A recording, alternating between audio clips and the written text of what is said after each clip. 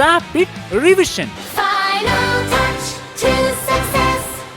പത്താം ക്ലാസ് പരീക്ഷയ്ക്കായി ഒരുങ്ങിക്കൊണ്ടിരിക്കുന്ന വിദ്യാർത്ഥികൾക്കായി radio 90 FM voice of Amal Jyothi അവതരിപ്പിക്കുന്ന റാപ്പിഡ് റിവിഷനിലേക്ക് സ്വാഗതം. റാപ്പിഡ് റിവിഷനിലൂടെ ഇന്ന് നമ്മൾ പഠിക്കാൻ പോകുന്ന വിഷയം കെമിസ്ട്രി. ക്ലാസ് നയിക്കുന്നത് പാലമ്പ്ര അസംഷൻ ഹൈസ്കൂൾ കെമിസ്ട്രി അധ്യാപകൻ സിജു ജേക്കബ്. നമസ്കാരം. റേഡിയോ 90 FM വോയിസ് ഓഫ് അമൽ ജ്യോതിയുടെ എല്ലാ പ്രിയ സുഹൃത്തുക്കൾക്കും ഈ പ്രോഗ്രാമിലേക്ക് സ്വാഗതം. പ്രത്യേകിച്ച് 10ലെ എക്സാം എഴുതുന്ന എല്ലാ കൂട്ടുകാർക്കും rapid revision final test to success എന്ന പ്രത്യേക പരിപാടിയിലേക്ക് സ്വാഗതം ചെയ്യുകയാണ്. Rapid Revision. നമ്മൾ ഇന്നിവിടെ പരിചയപ്പെടാനായിട്ട് പോകുന്നത് 10ാം ക്ലാസ്സിലെ കെമിസ്ട്രി വിഷയമാണ്. എൻ്റെ പേര് Siju Jacob. School assumption high school Palampra. നമ്മൾ കെമിസ്ട്രിയെക്കുറിച്ച് പറയുവാണെങ്കിൽ 40 മാർക്കിനാണ് കെമിസ്ട്രിയുടെ ചോദ്യങ്ങൾ പരീക്ഷയ്ക്ക് വരുന്നത്. 40 മാർക്കിൽ കെമിസ്ട്രി എന്ന വിഷയം പലരും പ്രയാസമാണെന്ന് പറയുന്നുണ്ടെങ്കിലും വിജയിക്കാനായിട്ട് ഒരു പാടുമില്ലാത്ത ഒരു വിഷയമാണ് കെമിസ്ട്രി. അതുപോലെ സിമ്പിളായിട്ട് നമുക്ക് ആൻസർ ചെയ്യാനായിട്ട് പറ്റും. പിന്നെ ഈ വർഷത്തെ ഒരു പ്രത്യേകത എന്ന് പറയുന്നത് പാഠപുസ്തകത്തിന് മാറ്റങ്ങൾ വന്നിട്ടുണ്ട്. അതുകൊണ്ട് തന്നെ ഒത്തിരി പേര് ഈ ക്വസ്റ്റ്യൻ്റെ പാറ്റേൺ മാറിയതുകൊണ്ടാണ് പ്രയാസമാണ് എന്ന് പറയുന്നതിൻ്റെ ഒരു കാരണം. പക്ഷെ അത് നമ്മൾ നിരന്തരമായിട്ട് അതിൻ്റെ ചോദ്യങ്ങൾ ചെയ്ത് പഠിക്കുകയാണെങ്കിൽ നമുക്ക് നല്ലൊരു മാർക്കോടുകൂടി ഈ പരീക്ഷയ്ക്ക് നമുക്ക് ജയിക്കാനായിട്ട് പറ്റും. അതുകൊണ്ട് ആരും കെമിസ്ട്രി എന്ന വിഷയത്തെ ഓർത്ത് ടെൻഷൻ അടിക്കേണ്ട കാര്യമില്ല. സിമ്പിളായിട്ട് തന്നെ നമുക്ക് മാർക്ക് മേടിക്കാനായിട്ട് സ്കോർ ചെയ്യാൻ പറ്റുന്ന ഒരു വിഷയമാണ് കെമിസ്ട്രി എന്നുള്ള കാര്യത്തിൽ നമുക്ക് ഉറപ്പുണ്ട്. നമ്മൾ കെമിസ്ട്രിയുടെ 7 പാഠങ്ങളാണ് നമുക്ക് പൂർണ്ണമായിട്ടുള്ളത്. 7 പാഠങ്ങളിനകത്ത് മാർക്ക് വെച്ച് നോക്കുവാണെങ്കിൽ ഏകദേശം ഈക്വലായിട്ട് തന്നെ ഡിവൈഡ് ചെയ്ത് പോകുന്നു. അവസാനത്തെ പാഠത്തിന് മാത്രം 7 മാർക്ക്. ഒന്നാമത്തെ പാഠത്തിൽ നിന്ന് വെയിറ്റേജ് 6 മാർക്കിന് വെയിറ്റേജ് ആണ് ഓർഗാനിക് കോമ്പൗണ്ട്സ് ഒന്നാമത്തെ പാഠത്തിൽ നിന്നുള്ളത്. രണ്ടാമത്തെ പാഠത്തിൽ നിന്ന് 5 മാർക്കിൻ്റെ ക്വസ്റ്റ്യൻസ് ആയിരിക്കും ഉണ്ടാവുക. മൂന്നാമത്തെ പാഠത്തിന് പീരിയോഡിക് ടേബിളിൽ നിന്ന് 6 മാർക്കിൻ്റെ ക്വസ്റ്റ്യൻസ്. നാലാമത്തെ പാഠത്തിൽ നിന്ന് 6 മാർക്ക്. അഞ്ചാമത്തെ പാഠത്തിൽ നിന്ന് 5 മാർക്കിൻ്റെ ക്വസ്റ്റ്യൻ. ആറാമത്തെ പാഠത്തിൽ നിന്ന് 5 മാർക്ക്. ഏഴാമത്തെ പാഠത്തിൽ നിന്ന് മാത്രം 7 മാർക്കിൻ്റെ ക്വസ്റ്റ്യൻസ് ആണ് നമുക്ക് പരീക്ഷയ്ക്ക് ഉണ്ടാവുക. അങ്ങനെ ടോട്ടൽ 40 മാർക്കിൻ്റെ ക്വസ്റ്റ്യൻസ് ആണ് നമുക്ക് കെമിസ്ട്രിക്ക് ഉണ്ടാകുന്നത്. അതുകൊണ്ട് തന്നെ 40 മാർക്കിൽ 12 മാർക്കാണ് ജയിക്കാനായിട്ട് വേണ്ടിയത്. പക്ഷേ നമ്മൾ 12 മാർക്ക് എന്നുള്ള കാര്യത്തിൽ നമ്മൾ ഫോക്കസ് ചെയ്യേണ്ട. നമുക്ക് എല്ലാവർക്കും A+ മേടിക്കാൻ പറ്റുന്ന ഒരു വിഷയമാണ് കെമിസ്ട്രി. അതിനായിട്ട് ബേസിക് ആയിട്ടുള്ള കാര്യങ്ങൾ മാത്രം നമ്മളൊന്ന് മനസ്സിലാക്കി വെച്ചാൽ മതി. ഒന്നാമത്തെ പാഠം ഓർഗാനിക് കെമിസ്ട്രിയിലേക്ക് നമ്മൾ ശ്രദ്ധിക്കുമ്പം നമ്മൾ ആദ്യമേ 9ാം ക്ലാസ്സിൽ നമ്മൾ പഠിച്ച് വെച്ച ഒരു പാഠത്തിൻ്റെ കണ്ടിന്യൂവേഷനാണ് 10ാം ക്ലാസ്സിലെ ഓർഗാനിക് കെമിസ്ട്രിയിലേക്ക് നമ്മൾ പോകുമ്പോൾ ഉള്ളത്. ഇപ്പോൾ ഇവിടെ കൂടുതലായിട്ടും അവിടെ നമ്മൾ ബ്രാഞ്ച് ഇല്ലാത്തതിന് പേര് കൊടുക്കാൻ 9ാം ക്ലാസ്സിൽ പഠിച്ചെങ്കിൽ ഇവിടെ ബ്രാഞ്ച് ഉള്ളതിന് പേര് കൊടുക്കാനായിട്ട് പഠിക്കുന്നു. അതുപോലെ തന്നെ single bond, double bond, triple bond എന്നിവയ്ക്ക് പേര് കൊടുക്കാനായിട്ടും പഠിക്കുന്നുണ്ട്. അപ്പോൾ ആദ്യം തന്നെ നമ്മൾ പേര് കൊടുക്കാനായിട്ട് പഠിക്കുമ്പം കാർബൺ ആറ്റങ്ങളുടെ എണ്ണത്തിനനുസരിച്ചാണ് നമ്മൾ പേര് കൊടുക്കുന്നത്. അങ്ങനെ 10 കാർബൺ ആറ്റങ്ങളുടെ പേര് നമ്മൾ പറയുന്നുണ്ട്. ആ കാർബൺ ആറ്റങ്ങളുടെ പേരുണ്ടെങ്കിൽ തന്നെ നമുക്ക് single bond, double bond, triple bond നോക്കിയിട്ട് ബ്രാഞ്ച് ഇല്ലാത്തതാണെങ്കിൽ നമുക്ക് പേര് കൊടുക്കാനായിട്ട് പറ്റും. ഒരു എക്സാമ്പിൾ പറയുവാണെങ്കിൽ ഒരു കാർബൺ ആറ്റം ആണെങ്കിൽ മെത്ത്, 2 ആണെങ്കിൽ എത്ത്, 3 ആണെങ്കിൽ പ്രൊപ്പ്,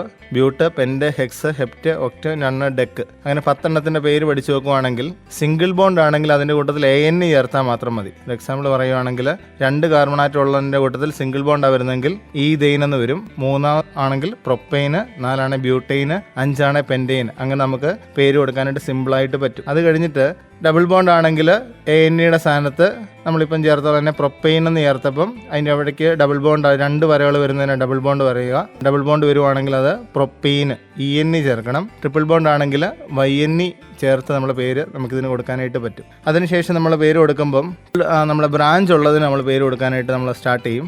ബ്രാഞ്ച് ഉള്ളതിന് പേര് കൊടുക്കുമ്പോൾ നമ്മൾ ശ്രദ്ധിക്കേണ്ട ഒരു കാര്യം, നമ്മൾ ബ്രാഞ്ചിലുള്ള ഏതാണെന്ന് ആദ്യമേ നമ്മൾ കണ്ടുപിടിക്കണം. ബ്രാഞ്ചിലുള്ള ഏതാണെന്ന് കണ്ടുപിടിക്കുമ്പം പ്രത്യേകിച്ച് ഓർക്കുക, നമുക്ക് മെയിനായിട്ട് 2 ബ്രാഞ്ചുകളെ മെയിനായിട്ട് നമുക്ക് പഠിക്കാനായിട്ടുള്ളൂ. എന്ന് പറഞ്ഞാൽ CS3 വന്നെങ്കിൽ അല്ലെങ്കിൽ CS2 CS3 വരിക. ഈ 2 മാർഗ്ഗങ്ങൾ മാത്രമേ നമുക്ക് പഠിക്കാനായിട്ടുള്ളൂ. അതുകൊണ്ട് CS2 വന്നെങ്കിൽ മീഥൈലെന്നും CS3 CS2 CS3 മാത്രമേ നമുക്ക് ബ്രാഞ്ചുള്ള നമുക്ക് കൊടുക്കാനായിട്ടുള്ളൂ. അതുകൊണ്ട് നമ്മൾ കൃത്യമായിട്ടും അതിൻ്റെ പേര് നമുക്ക് കൊടുക്കാനായിട്ട് നമുക്ക് പറ്റും. CS3 മാത്രമാണ് വരുന്നതെങ്കിൽ മീഥൈൽ എന്നായിരിക്കും അതിൻ്റെ ബ്രാഞ്ചിൻ്റെ പേര്. CS3 മാത്രമാണെങ്കിൽ മീഥൈൽ, CS2 CS3 ആണെങ്കിൽ ഈഥൈൽ. ഈ 2 നമുക്കുള്ളൂ. ഇനി പ്രൊപ്പൈലൂടെ വേണേൽ വരാം. 3 വരുവാണെങ്കിൽ പ്രൊപ്പൈലൂടെ വരാം. പക്ഷേ അതിന് സാധ്യത കുറവാണ്. അപ്പോൾ ഈ ബ്രാഞ്ച് ഉള്ളതിന് പേര് കൊടുക്കുമ്പോൾ നമ്മൾ ആദ്യമേ നമ്മൾ നോക്കേണ്ട ഒരു കാര്യം, നമ്മൾ ലോങ്ങസ്റ്റ് ചെയിൻ കണ്ടുപിടിക്കണം. ഈ ലോങ്ങസ്റ്റ് ചെയിൻ എന്ന് പറയുന്നത് തന്നെയാണ് മെയിൻ ചെയിൻ എന്ന് പറയുന്നത്. ഈ ലോങ്ങസ്റ്റ് ചെയിനിലെ കാർബൺ ആറ്റം നമ്മൾ മനസ്സിലാക്കി അതിന് നമ്മൾ മുമ്പേ പറഞ്ഞ പോലെ തന്നെ meth, prop, but, pent, hex, hept, oct, non, dec അങ്ങനെ നമ്മൾ പേര് കൊടുക്കുകയാണെങ്കിൽ ഈ ബ്രാഞ്ചൂടെ മനസ്സിലാക്കി നമുക്ക് കൊടുക്കാനായിട്ട് പറ്റും.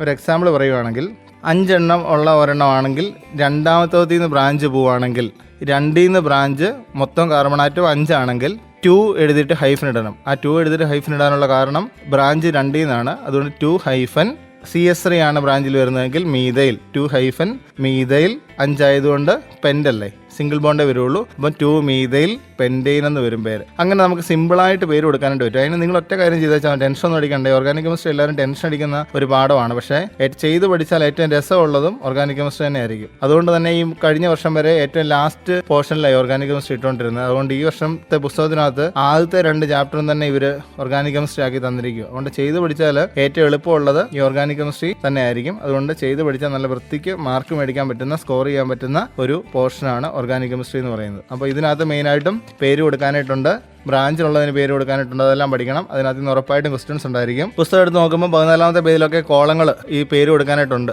അത് കൃത്യമായിട്ടും ചെയ്ത് നോക്കുമ്പോൾ തന്നെ അങ്ങനെയുള്ള ക്വസ്റ്റ്യൻസ് ഉറപ്പായിട്ടും വരും. IUPAC നെയിം എഴുതുക എന്ന് പറയാം. IUPAC ചിലപ്പോൾ നമ്മളോട് വരയ്ക്കാനായിട്ട് മാത്രമല്ലായിരിക്കും, പേര് കൊടുക്കാനായിട്ട് അങ്ങോട്ടും ഇങ്ങോട്ടും മാറി മാറി ചോദിക്കാം. ചിലപ്പോൾ പേര് തന്നിട്ട് വരയ്ക്കാൻ ചോദിക്കാം. ചിലപ്പോൾ നമുക്ക് കോമ്പൗണ്ട് കറക്റ്റായിട്ടും കണ്ടൻസ്ഡ് ഫോർമുല അല്ലെങ്കിൽ നമുക്ക് കറക്റ്റായിട്ട് വരച്ച് തന്നിട്ട് അതിൻ്റെ പേര് എഴുതാൻ IUPAC നെയിം എഴുതാനായിട്ട് പറയാം. അപ്പോൾ അത് കൃത്യമായിട്ട് നമ്മൾ പഠിച്ചു വെക്കണം. ഇനി ഒരു ബ്രാഞ്ച് വരുന്നെങ്കിൽ നമ്മൾ സാധാരണ പോലെ 2 മീതയിൽ പെൻഡെയിൻ നമ്മൾ എഴുതി. ഈ 2 ബ്രാഞ്ച് വരുന്നുണ്ടെങ്കിൽ ഡൈ ചേർത്ത് എഴുതണമെന്ന് മാത്രമേ ഉള്ളൂ, വേറെ വ്യത്യാസമൊന്നുമില്ല. ഡൈ ചേർക്കണം. 3 എണ്ണം ഉണ്ടെങ്കിൽ ട്രൈ ചേർത്ത് എഴുതണം. അതാണ് മെയിനായിട്ടും പേര് കൊടുക്കുന്നതിന്റെ അടിസ്ഥാനമായിട്ടുള്ള ഒരു കാര്യം. ഇത്തരം കാര്യങ്ങൾ നമ്മളൊന്ന് പേര് കൊടുക്കുന്ന കാര്യത്തിൽ ബേസിക് കാര്യങ്ങൾ നമ്മൾ ഓർത്ത് വെക്കണം. ഇനി അത് കഴിഞ്ഞ് ഫംഗ്ഷണൽ ഗ്രൂപ്പിലേക്ക് പോകും. ഫംഗ്ഷണൽ ഗ്രൂപ്പിലേക്ക് പോകുമ്പോഴത്തേന് നമുക്ക് ഈ പേര് കൊടുക്കുന്നതിനകത്ത് ശകലം മാറ്റങ്ങൾ വരുന്നുണ്ട്. അപ്പോൾ നമുക്ക് മെയിനായിട്ടും പഠിക്കാനുള്ള ഫംഗ്ഷണൽ ഗ്രൂപ്പ് നിങ്ങൾക്ക് എല്ലാവർക്കും അറിയാം. ഒന്ന് ഹൈഡ്രോക്സിൽ ഗ്രൂപ്പ് ഉണ്ട്, കാർബോക്സിൽ ഗ്രൂപ്പ് ഉണ്ട്, അതുപോലെ തന്നെ ആൽഡിഹൈഡ് ഗ്രൂപ്പ് ഉണ്ട്, കീറ്റോ ഗ്രൂപ്പ് ഉണ്ട്, ലാസ്റ്റ് വൺ ഹാലോ ഗ്രൂപ്പ് ഉണ്ട്. ഇത്രയും കാര്യങ്ങളാണ് നമുക്ക് ഫംഗ്ഷണൽ ഗ്രൂപ്പായിട്ട് പഠിക്കാനായിട്ടുള്ളത്. അതിന്റെ ഫംഗ്ഷണൽ ഗ്രൂപ്പ് എന്ന് പറയുമ്പോൾ ഇത്രയും നേരം നമുക്ക് CS3 അല്ലെങ്കിൽ ഹൈഡ്രജൻ ആണ് നമുക്ക്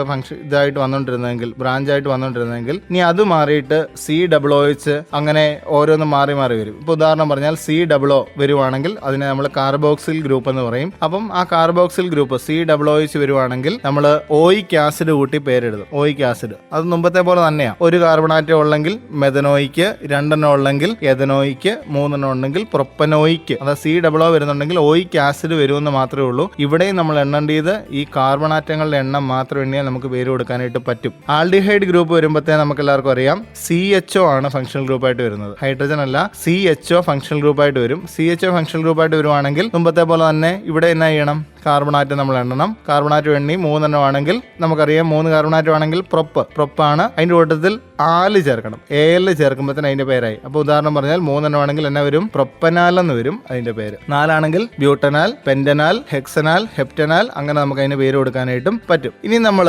ഹാലോ ഗ്രൂപ്പ് വരുമ്പം ഫംഗ്ഷണൽ ഗ്രൂപ്പിൽ ഒരു ഐറ്റം മാത്രമല്ല വരുന്നത്. F വേണേ വരാം, CL വരാം, BR വരാം, I വരാം. അപ്പോൾ F ഫംഗ്ഷണൽ ഗ്രൂപ്പ് വരുവാണെങ്കിൽ നമ്മൾ മുമ്പത്തെ പോലെ തന്നെ ഫ്ലൂറോ കൂട്ടി വരും പേര്. Fluoro butyne, 2 fluoro butyne, 1 chloro propyne, അങ്ങനെ വരും. F വരുവാണെങ്കിൽ ഫ്ലൂറോ, CL വരുവാണെങ്കിൽ ക്ലോറോ, BR വരുവാണെങ്കിൽ ബ്രോമോ, I വരുവാണെങ്കിൽ ഐഡോ എന്ന് വരും പേര്. അപ്പോൾ ഇതിന് സംശയമൊന്നുമില്ല. 23ാമത്തെ പേജിൽ നമ്മൾ ഓരോ ഫംഗ്ഷണൽ ഗ്രൂപ്പിന്റെ പേരും നമ്മൾ കൃത്യമായിട്ട് എഴുതുന്നുണ്ട്. OH ആണെങ്കിൽ അതിന് പറയുന്ന പേര് ഹൈഡ്രോക്സിൽ ഗ്രൂപ്പ് എന്ന് പറയും. COOH ആണെങ്കിൽ കാർബോക്സിൽ ഗ്രൂപ്പ് എന്നാണ് അതിനെ പറയുക. അത് കാർബോക്സിലിക് ആസിഡ് എന്നാണ് അതിന്റെ കോമൺ നെയിം. CHO ആണെങ്കിൽ ആൽഡിഹൈഡ് ആണ് അതിന്റെ ഫംഗ്ഷണൽ ഗ്രൂപ്പായിട്ട് വരുന്നത്. അതിനെ ആൽഡിഹൈഡ് തന്നെയാണ് അതിന്റെ കോമൺ നെയിം ആയിട്ട് പറയുന്നത്.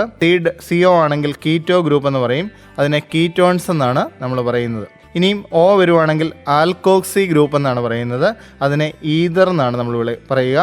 പിന്നെ ലാസ്റ്റ് നമ്മളിപ്പോൾ മുമ്പേ പറഞ്ഞത് ഫ്ലൂറോ, ക്ലോറോ, ബ്രോമോ, ഐഡോ, ഈ 4 എണ്ണം നമുക്ക് വരാം. ഈ 4 എണ്ണം വരുന്നുണ്ടെങ്കിൽ അത് പേര് കേൾക്കുമ്പോൾ തന്നെ അറിയാം. FO, CL, BR, IO ഒക്കെ വരുവാണെങ്കിൽ നിങ്ങളെ ഉറപ്പിച്ചോണം അതേത് ഗ്രൂപ്പാ, ഹാലോ ഗ്രൂപ്പ് അല്ലെങ്കിൽ ഹാലോ കോമ്പൗണ്ട്സ് എന്നാണ് ഇതിനെ നമ്മൾ വിളിക്കുന്നത് എന്നുള്ളൊരു കാര്യം കൂടെ നമ്മളൊന്ന് കൃത്യമായിട്ട് ഓർത്തിരിക്കണം. ഇനി അടുത്തത് ഐസോമെറിസം ആണ് നമുക്ക് പഠിക്കാനായിട്ടുള്ളത്. ഐസോമെറിസം ഉണ്ട്. ഐസോമെറിസത്തിനകത്തൊക്കെ ഇഷ്ടംപോലെ ക്വസ്റ്റ്യൻസ് നമുക്ക് ചെയ്യാനായിട്ട് വരും. ഐസോമെറിസം ഉണ്ട്, ചെയിൻ ഐസോമെറിസം ഉണ്ട്, പൊസിഷൻ ഐസോമെറിസം ഉണ്ട്, ഫംഗ്ഷണൽ ഐസോമെറിസം ഉണ്ട്, മെറ്റാമെറിസം ഉണ്ട്. ഈ ഐസോമെറിസം ഇമ്പോർട്ടന്റ് ആയിട്ടുള്ള ടോപ്പിക് ആണ്. ഇതെല്ലാം ഈ ഓർഗാനിക് കെമിസ്ട്രിയെ സംബന്ധിച്ച് നോക്കുമ്പോഴത്തേന് ഈ എല്ലാം ഒരു ബേസിക് ഒരു അടിസ്ഥാനമായിട്ടൊരു കാര്യം നമ്മൾ പഠിച്ചു വെക്കുവാണെങ്കിൽ, അതായത് ഈ കാർബണാറ്റങ്ങളുടെ പേര് വെച്ച് നമ്മൾ പേര് കൊടുക്കാനായിട്ട് ഒരു ബേസിക് കാര്യം നമ്മൾ പഠിച്ചു വെക്കുവാണെങ്കിൽ നമുക്ക് എല്ലാത്തിനും പേര് കൊടുക്കാനായിട്ട് പറ്റും. ഇത് ഒരു കാണാതെ പഠിക്കാനായിട്ട് പറ്റിയ ഒരു പോർഷൻ അല്ല ഇത് അത്യാവശ്യം നമ്മളൊരു ഐഡിയാപരമായിട്ട് ഒന്ന് ചിന്തിച്ച് നോക്കി നമ്മൾ അതിന്റെ ഒരു ബേസിക് കാര്യങ്ങളൊന്ന് മനസ്സിലാക്കി കഴിഞ്ഞ് ഫംഗ്ഷണൽ ഗ്രൂപ്പ് ഏതാണെന്ന് കാണാൻ പഠിക്കുക. പിന്നെ ഐസോമെർസ് എന്നാന്ന് അതിന്റെ ഫംഗ്ഷണൽ ഗ്രൂപ്പായിട്ട് ഏത് വരും, അങ്ങനെ ഒന്ന് പഠിച്ചു നോക്കുവാണെങ്കിൽ എല്ലാത്തിനും നമുക്ക് ആൻസർ ചെയ്യാനായിട്ട് കൃത്യമായിട്ട് പറ്റും. ഈ ഓർഗാനിക് കെമിസ്ട്രി എന്ന പാഠത്തെ ഓർത്ത് ആരും ടെൻഷൻ അടിക്കേണ്ട കാര്യമില്ല. ഫ്രീ ആയിട്ട് നമുക്ക് മാർക്ക് മേടിക്കാനായിട്ട് പറ്റും. പിന്നെ പരീക്ഷയ്ക്ക് എഴുതുമ്പോഴത്തേന് ക്വസ്റ്റ്യൻസ് ഉണ്ടാവുമ്പോഴത്തേന് മാക്സിമം ഈ വെട്ടിക്കുത്തലുകളൊന്നും വരാതെ സിമ്പിളായിട്ട് അതിന്റെ ആൻസർ ചെയ്യാനായിട്ട് ശ്രദ്ധിക്കണം. അപ്പൊ ഈ പാഠത്തിന്റെ ലാസ്റ്റ് പോർഷനിലേക്ക് പോകുമ്പോഴത്തേന് അതിന്റെ ലെറ്റസസ് നമ്മൾ എടുക്കുമ്പോൾ ഇമ്പോർട്ടന്റ് ആയിട്ടുള്ള ഇഷ്ടം പോലെ ക്വസ്റ്റ്യൻസ് അവർ തന്നെ ചെയ്ത് കാണിക്കുന്നുണ്ട്. ഒരു 7 ക്വസ്റ്റ്യൻസ് നമ്മൾ ഈ പഠിച്ചതിനെ അടിസ്ഥാനമാക്കി കാണിക്കുന്നുണ്ട്. ഈ 7 ക്വസ്റ്റ്യൻസ് ഇമ്പോർട്ടന്റ് എന്ന് പറഞ്ഞാൽ ഇത് മാത്രം വരും എന്നല്ല പറയുന്നത്. ഈ കെമിസ്ട്രി പരീക്ഷ നിങ്ങൾ ജയിക്കാനായിട്ട് ഒരു സിമ്പിൾ ആയിട്ട് ഒരു ടിപ്പ് എന്ന് പറയുന്നത് ഈ ലെറ്റസസ് മാത്രം നിങ്ങളൊന്ന് ചെയ്ത് പഠിക്കുവാണെങ്കിൽ നിങ്ങൾക്ക് ജയിക്കാനായിട്ട് പറ്റും. ഞാൻ മുമ്പേ പറഞ്ഞാൽ ജയിക്കുക എന്നുള്ളതല്ല നമ്മുടെ ലക്ഷ്യം. നമുക്ക് എല്ലാവർക്കും A+ മേടിക്കാനായിട്ട് പറ്റണം. അത് ആ ഒരു ഉറപ്പിന് വേണ്ടിയിട്ട് നിങ്ങൾ ഫുള്ള് പഠിക്കണം. എങ്കിലും ഈ 7 പാഠത്തിന് ലെറ്റസസ് ഫുള്ള് നിങ്ങൾ കവർ ചെയ്താൽ തന്നെ നിങ്ങൾക്ക് മാർക്ക് മേടിക്കാനായിട്ട് പറ്റും. ഈ ലെറ്റസസ് എന്ന് പറയുന്ന സംഭവം നിങ്ങൾ ഇതുവരെ പഠിച്ച പാഠത്തിനെ അടിസ്ഥാനമാക്കി, അതായത് 1ാം പാഠത്തിനെ അടിസ്ഥാനമാക്കിയുള്ള എല്ലാ പോസ്റ്റിൽ നിന്നുള്ള ക്വസ്റ്റ്യൻസ് ഇതിനകത്ത് വരുന്നുണ്ട്. അതിനകത്ത് നോക്കിയേ, 1ാമത്തെ ക്വസ്റ്റ്യൻ കാർബൺ ആറ്റങ്ങളുടെ മെയിൻ ചെയിൻ കണ്ടുപിടിക്കാനായിട്ടാണ്. ഇനി നിങ്ങളുടെ ക്വസ്റ്റ്യൻ പാറ്റേൺ എന്ന് പറഞ്ഞേക്കാം. നിങ്ങളുടെ എല്ലാ ക്വസ്റ്റ്യൻ തന്നെ ഏകദേശം 1 മാർക്കിലായിരിക്കും. 1 മാർക്കിൽ എന്ന് പറഞ്ഞാൽ ഓരോ ക്വസ്റ്റ്യനും 1 മാർക്കിൽ നല്ല ഉദ്ദേശിക്കുന്നത്. ഇപ്പോൾ 1ാമത്തെ ക്വസ്റ്റ്യന് 5 പാർട്ട് ഉണ്ടായിരിക്കും. 5 പാർട്ട് ഉണ്ടെന്ന് ഊഹിച്ചു. അങ്ങനെ നമ്മൾ മനസ്സിൽ വെക്കുവാണെങ്കിൽ 5 പാർട്ടിന് ഓരോ മാർക്ക് വെച്ചാൽ അത് 5 മാർക്കിന്റെ ക്വസ്റ്റ്യൻ ആയിരിക്കും. അതുകൊണ്ട് തന്നെ ഈ കാണാതെ പഠിച്ചുകൊണ്ട് പോയിട്ട് ഈ പണ്ടത്തെ കാലത്തൊക്കെ ഈ ഡെഫിനിഷൻ കാണാൻ പഠിക്കുന്ന ഒരു പരിപാടി ഉണ്ടായിരുന്നു. എന്താണ് ബോയിൽസ് നിയമം അല്ലെങ്കിൽ ചാൾസ് നിയമം എന്ന് കാണാൻ പഠിക്കുന്ന ഒരു പരിപാടി ഉണ്ടായിരുന്നു. അതുകൊണ്ട് മാത്രമൊന്നും നമുക്ക് ഈ വർഷം നമുക്ക് മാർക്ക് മേടിക്കാനായിട്ട് പറ്റത്തില്ല. അതിന്റെ പുസ്തകത്തിനകത്ത് നിന്ന് ഏത് പാർട്ടിയിൽ നിന്ന് വേണമെങ്കിലും ക്വസ്റ്റ്യൻ വരാം. അതുകൊണ്ട് ഫുൾ റിവിഷൻ നമ്മൾ ഉദ്ദേശിക്കുന്നത് ഫുള്ള് പാഠപുസ്തകം നമ്മൾ കവർ ചെയ്തിരിക്കണം. ഒരു പ്രാവശ്യമെങ്കിലും വായിച്ച് നമ്മൾ കവർ ചെയ്തെങ്കിൽ അതിനകത്ത് 1 വേർഡ് അടക്കം നമുക്ക് കിട്ടും. അതുകൊണ്ട് ഒരു 1ാമത്തെ ക്വസ്റ്റ്യൻ ഇപ്പോൾ ഒരു 5 പാർട്ട് ഉണ്ടെങ്കിൽ ആ ക്വസ്റ്റ്യൻ മൊത്തം കൂടെ 5 മാർക്ക് നമുക്ക് കിട്ടും. എങ്കിലും അതിനകത്ത് ഓരോ പാർട്ടിനും ഓരോ മാർക്ക് വെച്ചായിരിക്കും വരുന്നത്. അതുകൊണ്ട് ആ 1 മാർക്കിനും വിലയുണ്ട്. അതുകൊണ്ട് ഓരോ മാർക്ക് നമുക്ക് കളയാനായിട്ട് പറ്റത്തില്ല. അങ്ങ് ആ മോഡലിൽ തന്നെയാണ് നിങ്ങളുടെ 30ാമത്തെ പേജിൽ 30ലും 31ലും കിടക്കുന്ന നിങ്ങളുടെ ലെറ്റസസിലെ ക്വസ്റ്റ്യൻ കിടക്കുന്നത്. എല്ലാവരും ഒന്ന് നോക്കിയേ. 1ാമത്തെ ക്വസ്റ്റ്യൻ നോക്കുമ്പോൾ a chain having 6 carbon atom is given below. 6 carbon atom ഉള്ളതിന്റെ ക്വസ്റ്റ്യൻ അവിടെ കാണിക്കുന്നുണ്ട്. Complete the structure by adding hydrogen atoms to each carbon atom. എല്ലാ കാർബൺ ആറ്റംസിലും ഹൈഡ്രജൻ ആറ്റം ആഡ് ചെയ്യാനാണ് പറഞ്ഞിരിക്കുന്നത്. ഹൈഡ്രജൻ ആറ്റം ആഡ് ചെയ്യുമ്പോൾ ശ്രദ്ധിക്കേണ്ട കാര്യം എന്നാ, ഒരു കാർബണിന്റെ ചുറ്റും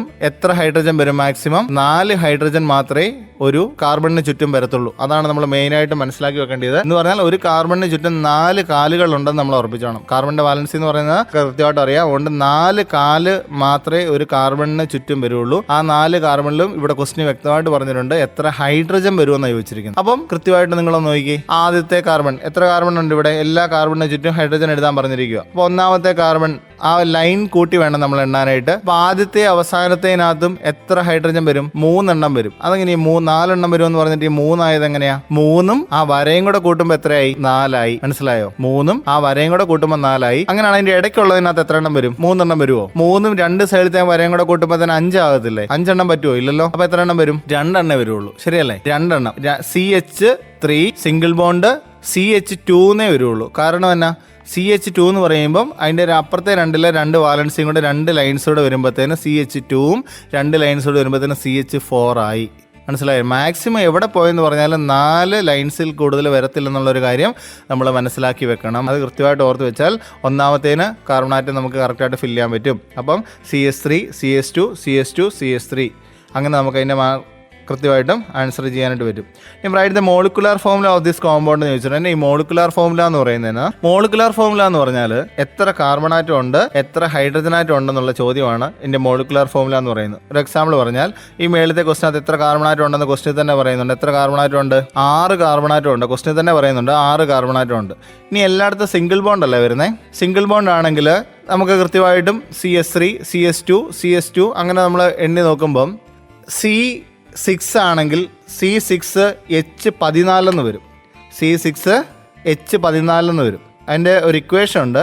ആ ഇക്വേഷൻ നമ്മൾ കാർബണിൻ്റെയും ഹൈഡ്രജനെ കണ്ടുപിടിക്കാൻ എങ്ങനെയാണെന്ന് വെച്ചാൽ സിംഗിൾ ബോണ്ട് ആണെങ്കിൽ CnH2n+2 എന്നുള്ളതാണ് നമ്മുടെ ഇക്വേഷൻ. CnH2n+2 എന്നുള്ളതാണ് നമ്മുടെ സിംഗിൾ ബോണ്ട് ആണെങ്കിൽ നമ്മുടെ ഇക്വേഷൻ. ഡബിൾ ബോണ്ട് ആണെങ്കിൽ CnH2n എന്ന് വരും. ഡബിൾ ബോണ്ട് ആണെങ്കിൽ അതിൻ്റെ കാർബണിൻ്റെയും ഹൈഡ്രജൻ്റെ എണ്ണം കണ്ടുപിടിക്കാനായിട്ടുള്ള ഇക്വേഷൻ CnH2n എന്ന് വരും. ഇനി ട്രിപ്പിൾ ബോണ്ട് ആണെങ്കിൽ CnH2n-2 എന്ന് വരും. അപ്പോൾ സിംഗിൾ ബോണ്ട് ആണെങ്കിൽ CnH2n+2, ഡബിൾ ബോണ്ട് ആണെങ്കിൽ CnH2n, ട്രിപ്പിൾ ബോണ്ട് ആണെങ്കിൽ CnH2n-2 എന്ന് വരും. അങ്ങനെ ഈ ഒരു ഇക്വേഷൻ പഠിച്ചു നോക്കുവാണെങ്കിൽ എന്നിൻ്റെ സ്ഥാനത്ത് എത്ര എണ്ണം ഉണ്ടോ അത് ഇട്ട് കൊടുക്കുവാണെങ്കിൽ നമുക്കിത് കണ്ടുപിടിക്കാനായിട്ട് പറ്റും.